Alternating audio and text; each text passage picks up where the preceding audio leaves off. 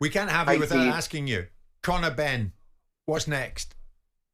So there's a lot going on. I mean, I had a good meeting with Ben Shalom the other day, trying to find a way to make the Eubank fight happen. I think we'll all probably kick ourselves in the future if we don't strike to make that fight now. I think it's one of the biggest fights in British boxing. Financially, you know, it's going to reward both guys well beyond their dreams and expectations. But you're dealing with a lot of ego, really, from the fighters in the sense that they don't like each other. Everything we've been through, we know it's been well documented. Conor Benn now has the opportunity to fight Mario Barros for the WBC world title. Like, the fight fan in me wants to make Ben Barrios. If Conor Benn can become WBC welterweight world champion at the O2 in London, that's legacy defining stuff, right? He looks at his dad's WBC middleweight championship on the wall. It's firing him up every day, but the money is a third or a quarter of the potential of a Chris Eubank fight. He's been through a lot. He's spent a fortune on legal bills. He's missed opportunities. Has he got his British license back, Eddie? That's not been applied for yet. For me, will they apply for it? Any fighter that fights in the UK should fight under a British Boxing Board control license. And will he apply for it?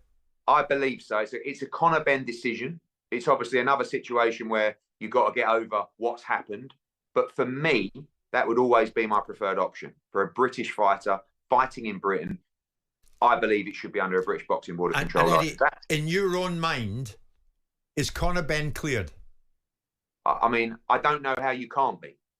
If you go through a procedure that everybody asked him to go through, not just a UCAD procedure, but a national anti-doping procedure, and you get fully cleared. And, you know, the argument that frustrates me the most is, bet he's serving a silent ban, isn't he?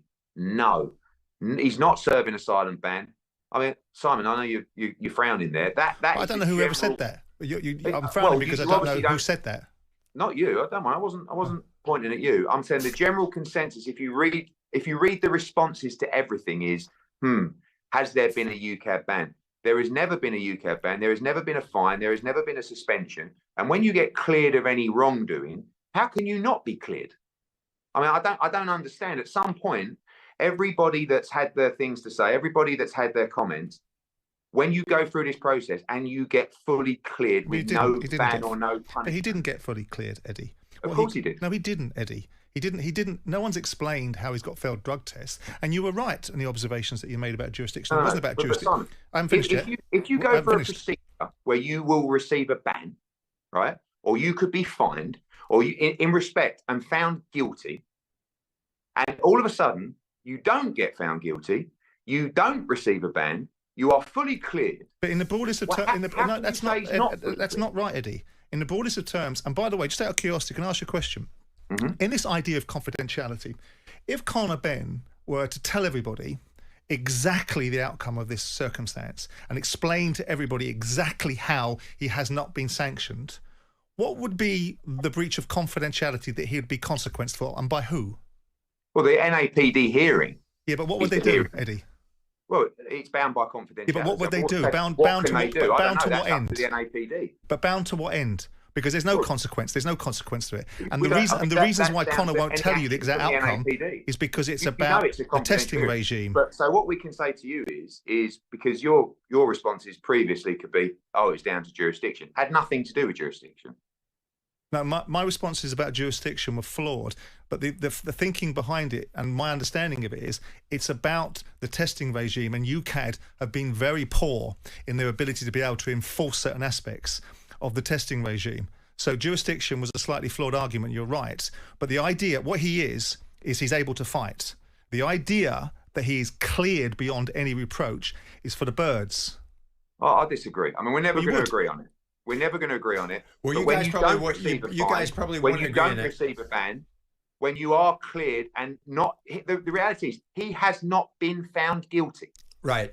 He's failed 2 drugs tests. No, you're not listening. He has not been found guilty. No, but Eddie, are you denying... Are you, just out of curiosity, because the thing's now moved on, he's going to fight, and that's the end of it. But are you denying the existence of 2 failed drugs tests? Absolutely not. But what I'm denying is the consistency and the quality and the substance of those. Of VADA. Right. Because how do you think the gold standard that you used to? How do you think he was cleared? How do you think he was cleared? How do I think he was cleared? Why was he not found guilty? Of failed drugs tests. Why was he not found guilty? Why did he have failed drugs tests? Well, because of the situation. Should I tell you the answer? If I were Conor Benn and I were bound by confidentiality that had no teeth and I was exonerated and cleared, I'd be telling you exactly how I was exonerated and cleared, because the consequences of me telling you would be what? Who's going to ban me and who's going to stop me and who's going to sue me? Nobody. Nobody's going to do anything to me. And the reasons why he's not saying anything, Eddie, is because he can't point to it. But you answered your own question. Exonerated and cleared. Eddie, just before you go, a one-word answer will suffice for each question. A one-word answer will suffice for each question. If you make Ben Eubank Jr., when would it be? The answer to that one would be end of March, early April. Once the stadiums are available. And where would it be? Tottenham Hotspur or Wembley Stadium. Eddie, thanks for joining us as always. Very good. Eddie Hearn with us live this lunchtime on talkSPORT.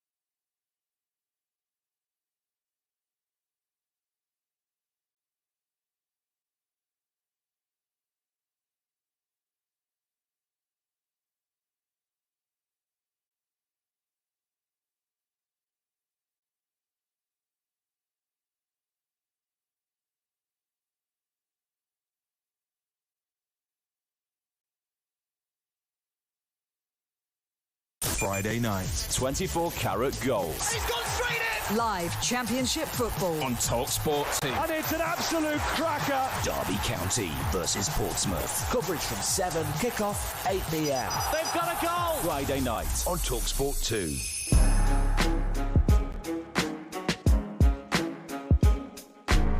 It's Jim White, Simon Jordan, and it's Spencer Oliver, and we're live in talkSPORT. With Selco Builders Warehouse, check out this month's real deals at selcobw.com. Eddie Hearn has come and gone. We spoke about Fury Usyk 2. We spoke about the possibility of Katie Taylor, Amanda Serrano 3. We talked about where is Anthony Joshua after being the wrong end of a bruising battle against Daniel Dubois. And we spoke about Conor Benn, almost inevitably about Conor Benn. Simon, one of the takeaways there for me is that if Ben is back and Eubank Jr. and he can get it on and fight each other, it will be around March time here in the UK, maybe the Tottenham Hotspur Stadium. Well, I really like that Eddie was actually advocating for the Barrios fight, for Conor to go and win a world title, because I think that is the route that I'd prefer to see Conor going. I think that gets him past. If he goes and makes that fight and he wins a world title, it's going to take some of the stigma that people might think are attached to Conor's name away, because he's going to win a world title. I think that's the right route. But the money in the room is going to be Eubank and all that goes with that. But I would prefer, and I was glad to see Eddie advocating for it, to see Conor go fight Barrios, which is a title I think he can win. So do you. I totally agree. Listen, the Eubank fight doesn't go away. That fight's always going to be big, and that fight will happen at some point. But I agree with you. Mario Barrios is the fight he should go for. That legitimises anything he's been saying about being world class, going to be a world champion, and it's a winnable fight. Yeah. And I think that's his path. Beat Barrios, then go up, move up to box Eubank. You still keep your titles, and that's where you're at. And Taylor Serrano 3. That's the fight. Yeah, the conversation's ongoing. Yeah, Caroline Dubois has just been elevated to WBC champion. Yeah. That was the title that Katie Taylor had, so she chose not to fight Caroline Dubois, and that means that Amanda Serrano. I mean, look, that's the best fight in women's boxing, bar none. The first fight, Madison Square Garden, was incredible. The second fight out in Texas was even as good, if not better. And the third fight will be the same. Styles make fights, and that is, they're the pioneer of women's boxing for sure. What else would be in your wish list for 2025, Spencer? Obviously, Tyson Fury. I think Tyson Fury, Anthony Joshua's a fight, and that's because my, attachments with Anthony Joshua and wanting him to see him get the biggest fight. So I just hope that Fury can come through Usyk, and that fight does happen. That's a huge fight. I mean, there's big fights out there like Gervonta Davis. I'd love to see Gervonta Davis in the ring with one of the big names, in that division. And I'd also I'd like to see someone like Terence Crawford and Canelo, a fight that Turki Al-Sheikh's been talking about, him moving up in weights. That's a fight, a fantasy fight that we would love to see. Two of the best pound for pound. There's so many good fights out there right now. We're always going to go round and round in circles about the Conor Benn situation, aren't we, Simon? Yeah. Your take, Spencer will have his. Yeah. Eddie Hearn certainly has his, but it seems that it's now virtually a matter of time before we see him fight here again. It's incidental. I mean, he's going to fight. The only reason I responded to Eddie is because he was making an observation about me raising my eyebrows. I wasn't raising my eyebrows. I was curious to see who had been talking about this silent ban, because what Eddie is very good at is making you look over here when you want to look there. The issue is the terminology cleared. It's incidental. Conor's going to fight now. But the idea for me that you can lay this claim that someone's had failed drugs tests and that he's been cleared, and no one can ever explain to you how he's been cleared, and people hide behind this wall of confidentiality. If you're going to be held to confidentiality, the consequence of it is what? Who's going to do what to you? The National Anti-Doping Panel are going to do what to you? The British Boxing Board of Control are going to do what to you? No one's going to do anything. So if you were really cleared and it was unequivocal, you'd be singing like a canary. Yeah. And the reasons why they aren't is because they can't. But we move on. Conor is now available to fight, and the only thing is that Eddie and I will differ on that till the cows come home. Okay, what we're going to see on the 21st of this month, will it be a repeat, another Usyk win, or will it be revenge for Tyson Fury? Tyson's UK promoter Frank Warren will join us after this, and this is true. This is a matter of fact. Spencer himself was found in a sauna with Johnny Nelson and a rugby player yesterday. We want to get to the bottom of that, and we will. In the meantime, you're listening to us courtesy of Selco Builders Warehouse. Check out this month's real deals at selcobw.com. On AM, on DAB, via the talkSPORT app, and on your smart speaker. talkSPORT.